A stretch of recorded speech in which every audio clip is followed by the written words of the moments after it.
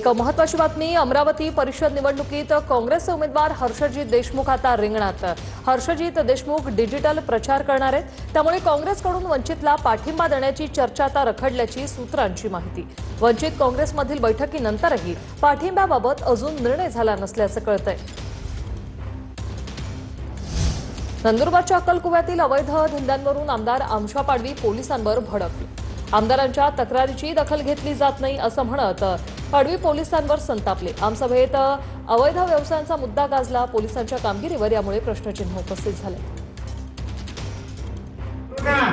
मी आमदार बोलतो, अमुक ठिकाणी तुमच्या पात्ताचे चालू आहे आणि तिथे ताबडतोब जा, कारण तो तुमच्या जगदीश पवार सांगतो आहे मी बसलेला सगळे 2 नंबर करा। हे नाव सहित बोललो आहे ती मॅडमला। मग अजून आमदारपेक्षा मोठा कोणता माणूस पाहिजे तुम्हाला तक्रार करणार? ठीक आहे सर, मी ते रेकॉर्डवर घेतो आणि त्या नाही त्याच्यात आहे ना तुमचा पीआय। मग तो काय करतो? त्याची जेव्हा आज तर तुमच्याकडे चर्चा आहे, मग त्याच्या हिशोबाने चालू असेल ना। आहे आज तुमच्याकडे चर्चा आहे तर तुमच्यावर आहे ना। आज तुम्ही आले 1 दिवसासाठी, आता तुम्हाला तेवढं आहे नाही। पण इथला जो स्थानिक आहे पीआय, त्यांच्या दोघांच्या संगमताने मी विधानसभामध्ये सुद्धा विषय केला आहे ना का याचा 2 नंबर चालू आहे ते।